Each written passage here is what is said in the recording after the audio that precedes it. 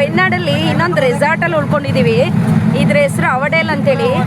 ಇದು ಗುಡ್ಡದ ಮೇಲೆ ಇದೆ ನೋಡಿ. ಈ ಥರ ಜೀಪಲ್ಲಿ ಒಂಥರ ವಂಡರ್ಫುಲ್ ಎಕ್ಸ್ಪೀರಿಯನ್ಸು.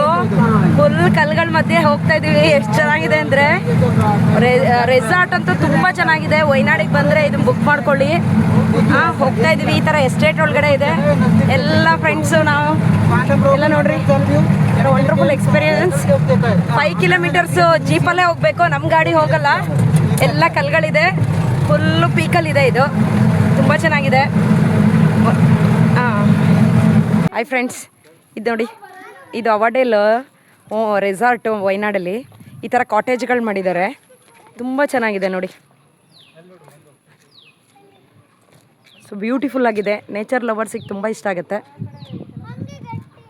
ಈ ಥರ ಕಾಟೇಜ್ ಮಾಡ್ತಾ ಹೋಗಿದ್ದಾರೆ. ವುಡನ್ ಕಾಟೇಜ್ಗಳಿದೆ, ತುಂಬ ವೆರಿ ನೈಸ್.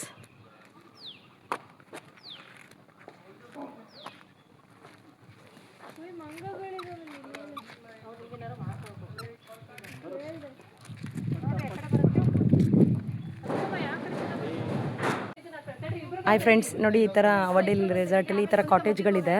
ಬಟ್ ತುಂಬ ಚೆನ್ನಾಗಿದೆ ಬಿಡಿ, ಎಕ್ಸಲೆಂಟು. ಫುಡ್ಡೂ ತುಂಬ ಎಕ್ಸಲೆಂಟಾಗಿತ್ತು. ಕೇರಳದಲ್ಲಿ ಇಷ್ಟು ಚೆನ್ನಾಗಿರೋ ಒಳ್ಳೆ ಫುಡ್ ಸಿಗುತ್ತೆ ಅಂತ ನಮಗೆ ಗೊತ್ತೇ ಇಲ್ಲ ನೋಡಿ. ತುಂಬ ಚೆನ್ನಾಗಿದೆ. ಈ ಥರ ಕಾಟೇಜಸ್ಗಳಿದೆ, ಚೆನ್ನಾಗಿದೆ.